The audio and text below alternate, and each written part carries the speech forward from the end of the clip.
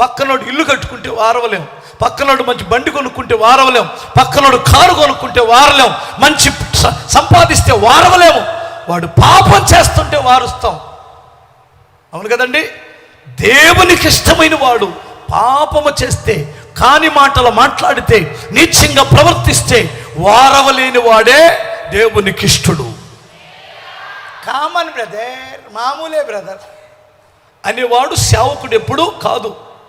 ఉన్నది ఉన్నట్లుగానే ముఖాన పాప విషయంలో నరికి పడేయాలంతే. ఆకలి కొన్నాడా, అన్నం పెట్టాలి. బట్టలు లేవా, బట్టలు ఇవ్వాలి. కడుపులో తీసి పెట్టాలి. వాడికి దైవజనుడు లక్షణం పాప విషయములో నరికి పడేయాలి. ఆడు దేవునికి ఇష్టడు.